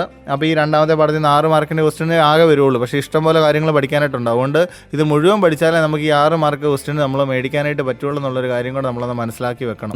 നമുക്ക് പ്രതീക്ഷിക്കാവുന്നൊരു കാര്യം പുസ്തകത്തിൽ നിന്ന് ഈ വർഷം പുസ്തകത്തിൽ നിന്ന് തന്നെ ക്വസ്റ്റ്യനുകൾ വരുള്ളൂ എന്നൊക്കെ നമുക്ക് പ്രതീക്ഷിക്കാം. പക്ഷേ അത് നമുക്ക് ഉറപ്പ് പറയാൻ പറ്റത്തില്ല. ചിലപ്പം ഇതേ മോഡൽ തന്നെ മാറി, എന്നാലും ഈ ഒരു മോഡലായിരിക്കും, പക്ഷേ അത് മാറി വേണേലും വരാം. അതുകൊണ്ട് എല്ലാ കാര്യങ്ങളും നമ്മൾ പഠിച്ചു വെക്കണം. സബ്സ്റ്റിറ്റ്യൂഷൻ റിയാക്ഷൻ ഒക്കെ പറയുമ്പോഴത്തേന് എല്ലാവർക്കും അറിയാം, ഹൈഡ്രജൻ്റെ ഒരു കാർബണിന് ചുറ്റും 4 കാലുകളാണ്. 4 കാർബണുകൾ ഹൈഡ്രജൻ വന്നിരിക്കുന്നു എന്നുള്ള ഒരു കാര്യം നമുക്ക് എല്ലാവർക്കും അറിയാം, ശരിയല്ലേ? അതിൻ്റെ കൂട്ടത്തിൽ ക്ലോറിനെ ആഡ് ചെയ്യാൻ പറ്റുമോ എന്നാണ് ചോദിക്കുന്നത്. എന്ന് പറഞ്ഞാൽ CH4+Cl2 പറ്റുമോ എന്നാണ് ഇവിടുത്തെ ചോദ്യം. പറ്റുമോ എന്ന് ചോദിച്ചാൽ സബ്സ്റ്റിറ്റ്യൂഷൻ റിയാക്ഷൻ എന്നാണ് നമ്മൾ പറയുന്നത്, അല്ലേ? ക്രിക്കറ്റ് കളിക്കകത്തൊക്കെ നമ്മൾ പറയും, എന്തായി സബ്സ്റ്റിറ്റ്യൂഷൻ എന്ന് പറയുന്നത്? ഒരാളെ മാറ്റിയിട്ട് വേറെ ഒരാൾ കയറുന്നതിനാണ് സബ്സ്റ്റിറ്റ്യൂഷൻ റിയാക്ഷൻ നമ്മൾ പറയുന്നത്. അപ്പോൾ ഇവിടുന്ന് മാറ്റാൻ പറ്റുന്ന സാധനം കാർബൺ എന്ന് പറയുന്ന അടിസ്ഥാനമായിട്ട് ഇവിടെ നിൽക്കുന്ന സാധനമാണ്. കാർബണിനെ മാറ്റാനായിട്ട് പറ്റുമോ? കാർബണിനെ മാറ്റാനായിട്ട് ഇവിടെ പറ്റത്തില്ല. പിന്നെ മാറ്റാൻ പറ്റുന്ന ആകെയുള്ള ഒരു സാധനം എന്ന് പറയുന്നത് ഹൈഡ്രജനെയാണ്. അപ്പം ഒരു ഹൈഡ്രജനെ മാറ്റിയിട്ട് ക്ലോറിനെ കയറ്റി വെക്കാം. പക്ഷേ Cl2 എന്ന് പറയുന്ന ഒരു ഡയാറ്റോമിക്കാണ്. Cl2 അതായത് CH4+Cl2 പറ്റുമോ എന്നാണ് ഇവിടെ ചോദിക്കുന്നത്. Cl2 ഒറ്റയടിക്ക് പറ്റത്തില്ല. പിന്നെ ആർക്ക് പറ്റും? Clന് പറ്റും. അങ്ങനെയാണെങ്കിൽ CH4 എന്നുള്ളത് ഒരു ഹൈഡ്രജൻ എടുത്ത് കളയണ്ടേ? എന്നാലല്ലേ അവിടെ ക്ലോറിന് കയറിയിരിക്കാൻ പറ്റുള്ളൂ. അപ്പോൾ CH4 എന്നുള്ളത് CH3 ആയി. Cl2വിനകത്ത് ഒരു Cl കയറി അവിടെ ഇരുന്നു. അപ്പോൾ CH3Cl ആയി. പ്ലസ് ഒരു ഹൈഡ്രജനെ എടുത്ത് കളഞ്ഞിട്ടല്ല Cl കയറിയിരുന്നേ. അപ്പോൾ ഒരു ഹൈഡ്രജൻ പുറത്ത് പോയി. Cl2വിനകത്ത് ഒരു Cl അല്ല കയറിയിരുന്നുള്ളൂ. അപ്പോൾ ഒരു Cl കയറിയിരിക്കുകയും മറ്റേ Cl എന്നാ സംഭവിച്ചു? ഇറങ്ങിപ്പോവുകയും ചെയ്തു. അപ്പോൾ എല്ലാത്തിൻ്റെ കൂട്ടത്തിൽ നിന്നും ഒരു HCl എവിടെ പോകുന്നുണ്ട്? പുറത്ത് പോകുന്നുണ്ടെന്നുള്ളൊരു കാര്യം കൂടെ നമ്മളൊന്ന് മനസ്സിലാക്കി വെക്കുക. അപ്പോൾ ഇതും സിമ്പിളായിട്ട് നമുക്ക് ആൻസർ ചെയ്യാനായിട്ട് പറ്റും. അപ്പോൾ 4 പ്രാവശ്യം മാത്രമേ ക്ലോറിനെ നമുക്ക് ആഡ് ചെയ്യാൻ പറ്റുള്ളൂ. ഇനി 4 ഹൈഡ്രജൻ തീർന്നു കഴിഞ്ഞാൽ സബ്സ്റ്റിറ്റ്യൂഷൻ റിയാക്ഷൻ പറ്റുമോ? സബ്സ്റ്റിറ്റ്യൂഷൻ റിയാക്ഷൻ പറ്റത്തില്ല, ശരിയല്ലേ? അപ്പോൾ അത് സിംഗിൾ ബോണ്ടിൽ മാത്രമേ നടക്കുകയുള്ളൂ. സബ്സ്റ്റിറ്റ്യൂഷൻ റിയാക്ഷൻ 4 ഹൈഡ്രജനും തീർന്നു കഴിഞ്ഞാൽ പറ്റത്തില്ല. അപ്പം ബാക്കിയുള്ള സ്പേസുകളെല്ലാം കഴിഞ്ഞു, പിന്നീട് അവിടെ പറ്റത്തില്ല എന്നുള്ളൊരു കാര്യം നമ്മൾ മനസ്സിലാക്കി വെക്കുക. അത് കഴിഞ്ഞ് നമ്മൾ അഡീഷൻ റിയാക്ഷനാണ്. അഡീഷൻ റിയാക്ഷൻ നമ്മൾ നോക്കുമ്പോഴത്തേന് അഡീഷൻ റിയാക്ഷൻ എന്ന് പറഞ്ഞാൽ ഫുള്ളായിട്ട് നിറഞ്ഞ് നിൽക്കുക, കാർബണിന് ചുറ്റും ഹൈഡ്രജനും എല്ലാം. വീണ്ടും അതിനകത്തോട്ട് വീണ്ടും ഹൈഡ്രജൻ ആഡ് ചെയ്യാൻ പറഞ്ഞാൽ പറ്റുമോ? ഹൈഡ്രജൻ ആഡ് ചെയ്യാൻ പറ്റത്തില്ലല്ലോ, കാരണം 4 കാലല്ലേ ഉള്ളൂ. പിന്നെ പറ്റും, എങ്ങനെയാ? സിംഗിൾ ബോണ്ടിൽ ഒരിക്കലും നടക്കത്തില്ല. ട്രിപ്പിൾ ബോണ്ടിലോ ഡബിൾ ബോണ്ടിലോ നടക്കും. അങ്ങനെ ട്രിപ്പിൾ ബോണ്ട് സിംഗിൾ ബോണ്ടിൽ നടക്കാതെ ട്രിപ്പിൾ ബോണ്ടിലോ ഡബിൾ ബോണ്ടിലോ നടക്കുന്നത് എങ്ങനെയാണ്? ട്രിപ്പിൾ ബോണ്ടിൽ ഡബിൾ ബോണ്ടിൽ ബോണ്ടിങ്ങിന് വ്യത്യാസമുണ്ട്, ശരിയല്ലേ? അങ്ങനെയാണെങ്കിൽ ആ ബോണ്ടിനെ ബ്രേക്ക് ചെയ്യുവാണെങ്കിൽ നമുക്ക് ഇപ്പം ഞാൻ എൻ്റെ 2 കൈയിലും ഒരാൾ പിടിച്ചുകൊണ്ട് നിൽക്കുവാന്ന് കൂട്ടിക്കോ, വേറെ ഒരാളും കൂടെ പിടിക്കാൻ എനിക്ക് പറ്റുമോ? പറ്റത്തില്ല. പക്ഷേ വേറെ ഒരാളെ പിടിക്കണേ എന്നാ ചെയ്യണം? ഒരു കൈ വിടണം. ഒരു കൈ വിട്ടെങ്കിൽ എനിക്ക് അടുത്ത ആളെ പിടിക്കാനായിട്ട് പറ്റും. അങ്ങനെയാണെങ്കിൽ ഈ പറയുന്ന ഡബിൾ ബോണ്ട് ബ്രേക്ക് ചെയ്ത് സിംഗിൾ ബോണ്ട് ആവുകയാണെങ്കിൽ എനിക്ക് ഒരാളെയും കൂടെ ആഡ് ചെയ്യത്തില്ലേ? മനസ്സിലായോ? എന്ന് പറഞ്ഞാൽ എൻ്റെ 2 കൈയിലും ഒരാൾ പിടിച്ചുകൊണ്ട് നിൽക്കുമ്പോൾ എനിക്ക് 3ാമത് ഒരാളെ പിടിക്കാനായിട്ട് പറ്റത്തില്ല, ശരിയല്ലേ? അങ്ങനെയാണെങ്കിൽ ഡബിൾ ബോണ്ട് ആണെങ്കിൽ ഡബിൾ ബോണ്ടിൻ്റെ ഒരു ബോണ്ട് ബ്രേക്ക് ചെയ്തെങ്കിൽ അവിടെ ഒരു ഹൈഡ്രജനോടെ വരുന്നതിനകത്ത് കുഴപ്പം വല്ലതും ഉണ്ടോ? ഇല്ലല്ലോ. അങ്ങനെ മാത്രമേ അഡീഷൻ റിയാക്ഷൻ നടക്കുള്ളൂ. അപ്പോൾ അഡീഷൻ റിയാക്ഷൻ എവിടെ നടക്കുള്ളൂ? ഡബിൾ ബോണ്ടിലോ ട്രിപ്പിൾ ബോണ്ടിലോ മാത്രമേ നടക്കുള്ളൂ എന്നുള്ളൊരു കാര്യം കൂടെ നമ്മളൊന്ന് മനസ്സിലാക്കി വെക്കണം. അപ്പോൾ അതിൻ്റെ ക്വസ്റ്റ്യൻസ് 36ാമത്തെ പേജിലുണ്ട്. ഇമ്പോർട്ടൻ്റ് ആണ്, അതെല്ലാവരും പഠിച്ചു വെക്കണം. ഇമ്പോർട്ടൻ്റ് ആയിട്ടും പരീക്ഷയ്ക്ക് അഡീഷൻ റിയാക്ഷനോ സബ്സ്റ്റിറ്റ്യൂഷനോ പോളിമറൈസേഷനോ ഒക്കെ ചോദിക്കാനായിട്ട് സാധ്യതയുണ്ട്. അത് ഇമ്പോർട്ടൻ്റ് ആയിട്ടും പഠിച്ചു വെക്കണം കേട്ടോ. ഇനി അടുത്തത് നമുക്ക് പഠിക്കാനായിട്ടുള്ള പോളിമറൈസേഷനാണ്. അഡീഷൻ പോളിമറും കണ്ടൻസേഷൻ പോളിമറും ഉണ്ട്. ജസ്റ്റ് മെയിനായിട്ടും അഡീഷൻ പോളിമറിൻ്റെ കാര്യം പറയുമ്പോഴത്തേന് നമ്മൾ അവിടെ ഒരു മോണോമർ പറയുന്നുണ്ട്, അതിൻ്റെ പോളിമർ അതിൻ്റെ യൂസും പറയുന്നുണ്ട്. ആ കോളവും അതിൻ്റെ മേളിലുള്ള സിമ്പിളായിട്ടൊരു ചെറിയൊരു ഇക്വേഷനുണ്ട്. ഇക്വേഷൻ എന്ന് പറഞ്ഞാൽ അങ്ങനെയല്ല, ഈ പോളിമറൈസേഷൻ എഴുതിയിരിക്കുന്ന അഡീഷൻ പോളിമറിൻ്റെ ഒരു CS2 വെച്ച് എഴുതിയിരിക്കുന്ന ഒരു ചെറിയൊരു ഫോർമുലയും തന്നിട്ടുണ്ട്. അതുകൂടെ ഒന്ന് കാണാൻ പഠിച്ചു വെക്കുക. പിന്നെ താഴത്തെ കോളം ഇമ്പോർട്ടൻ്റ് ആണ്. മോണോമർ ചോദിക്കുക, അത് എനിക്കൊന്ന് കഴിഞ്ഞ വർഷത്തെ അല്ലെങ്കിൽ ഈ വർഷത്തെ ക്വസ്റ്റിനകത്തൊക്കെ എവിടെയോ ചോദിച്ചിട്ടുണ്ട്. മോണോമറും പോളിമറും അതിൻ്റെ യൂസും സ്ഥിരമായിട്ട് പരീക്ഷയ്ക്ക് ചോദിക്കുന്നത്. പിന്നെ ഈ നൈലോൺ 66 സ്ഥിരമായിട്ട് പരീക്ഷയ്ക്ക് കാണുന്ന കേട്ടോ. ഈ 38ാമത്തെ പേജിൽ നിങ്ങൾക്ക് നോക്കിയാൽ അറിയാം. നിങ്ങളുടെ ക്രിസ്മസ് പരീക്ഷയ്ക്ക് നിങ്ങൾക്ക് ഉണ്ടായിരുന്നു എനിക്ക് തോന്നുന്നത്. ക്രിസ്മസ് പരീക്ഷയ്ക്ക് ഉണ്ടായിരുന്നു. ഈ 38ാമത്തെ പേജിലെ മോണോമറിൻ്റെ പേര്, അതിൻ്റെ പോളിമർ, അതിൻ്റെ use. Adipic acid, hexamethyl diamine, nylon 66 ആണ് അതിൻ്റെ പോളിമറിൻ്റെ പേര്. അതിൻ്റെ use, manufacture of fabrics, combs, bristles of brushes etcetera. അപ്പോൾ അങ്ങനെയുള്ള കാര്യങ്ങളെല്ലാം കൃത്യമായിട്ടൊന്ന് ഓർത്തിരിക്കുക. അപ്പോൾ ഇതാണ് മെയിനായിട്ടും ഈ പാഠത്തിനകത്ത് ഇത്രയാണുള്ളത്. പിന്നെ കമ്പസ്റ്റൻ, ഇപ്പോൾ അഡീഷൻ റിയാക്ഷൻ സബ്സ്റ്റിറ്റ്യൂഷൻ പറഞ്ഞ പോലെ തന്നെ നമുക്ക് പഠിക്കാനായിട്ടുള്ള സാധനമാണ് combustion of hydrocarbon. Combustion of hydrocarbon എന്ന് പറഞ്ഞാൽ നമുക്ക് എല്ലാവർക്കും അറിയാം എന്നാ, വിഘടനത്തിനെയാണ് നമ്മൾ പറയുന്നത് combustion of hydrocarbons. Combustion of hydrocarbons എന്ന് നമ്മൾ താപീയ വിഘടനം എന്ന് പറയും. കമ്പസ്റ്റൻ ഓഫ് ഹൈഡ്രോകാർബണുകളുടെ താപീയ വിഘടനം ഹൈഡ്രോ കാർബണുകളുടെ ജ്വലനത്തിനെയാണ് കമ്പസ്റ്റൻ ഓഫ് ഹൈഡ്രോകാർബൺ നമ്മൾ പറയുന്നത്. അവിടെ നമുക്ക് കൃത്യമായിട്ട് പറയാം ഓക്സിജൻ വേണം ജ്വലനത്തിനായിട്ട്. പിന്നെ പ്രോഡക്റ്റിലുള്ള സാധനങ്ങളും റിയാക്റ്റൻറ്റും പ്രോഡക്റ്റും ഒക്കെ എല്ലാവർക്കും അറിയാമല്ലോ. അതും കൃത്യമായിട്ട് ആൻസർ ചെയ്യാനായിട്ട് പറ്റും. അതിൻ്റെ ക്വസ്റ്റിന് തൊട്ടപ്പുറത്തെ പേജിൽ ഒരു കോളം ഫില്ല് ചെയ്യാനായിട്ടുണ്ട് 40ാമത്തെ പേജിൽ. ആ 40ാമത്തെ പേജിൽ എല്ലാവരും നോക്കുമ്പോഴത്തേനും ആ കെമിക്കൽ ഇക്വേഷനും അതിൻ്റെ കെമിക്കൽ റിയാക്ഷനും എല്ലാത്തിൻ്റെയും കൂടെ ഒരുമിച്ച് പറയുന്നുണ്ട്. അത് നോക്കുമ്പോൾ നിങ്ങൾക്ക് ഒരു കാര്യം മനസ്സിലാവും. 5 ക്വസ്റ്റിനാണ് ഉള്ളത്. എല്ലാവരും നോക്കിയാൽ 40ാമത്തെ പേജിലെ ക്വസ്റ്റ്യൻ നോക്കിയാൽ 5 എണ്ണമാണ് എല്ലാവർക്കും ഉള്ളത്. ഈ 5 എണ്ണം ഉള്ളതിനകത്ത് എല്ലാ റിയാക്ഷൻ്റെയും എക്സാമ്പിൾ അവരോട് പറയുന്നുണ്ട്. ഇങ്ങനെ വേണേൽ പരീക്ഷയ്ക്ക് ചോദിക്കാം. ഇതൊന്നും ആരും ശ്രദ്ധിക്കാത്ത കാര്യങ്ങളാണ്. വെറുതെ നമുക്ക് മാർക്ക് സ്കോർ ചെയ്യാൻ പറ്റുകയും ചെയ്യും. പക്ഷേ ഇതൊന്നും ആരും ശ്രദ്ധിക്കത്തുമില്ല. 5ാമത്തെ ക്വസ്റ്റ്യൻ 40ാമത്തെ പേജിൽ 5 ക്വസ്റ്റ്യൻ നോക്കുമ്പം ഒന്നാമത്തെ ട്രിപ്പിൾ ബോണ്ടാണ്. ട്രിപ്പിൾ ബോണ്ട് ആണെങ്കിൽ ഉറപ്പായിട്ട് നിങ്ങൾക്കൊരു കാര്യം മനസ്സിലായി, അതെന്നാ സബ്സ്റ്റിറ്റ്യൂഷൻ റിയാക്ഷൻ അല്ലെന്നുള്ളൊരു കാര്യം മനസ്സിലായി. ട്രിപ്പിൾ ബോണ്ട് ബ്രേക്ക് ചെയ്ത് ഡബിൾ ബോണ്ട് ആവുകയും ഡബിൾ ബോണ്ട് ബ്രേക്ക് ചെയ്ത് സിംഗിൾ ബോണ്ട് ആവുകയും ചെയ്യുന്ന അഡീഷൻ റിയാക്ഷൻ ആണെന്നുള്ളൊരു കാര്യം എല്ലാവർക്കും അറിയാം.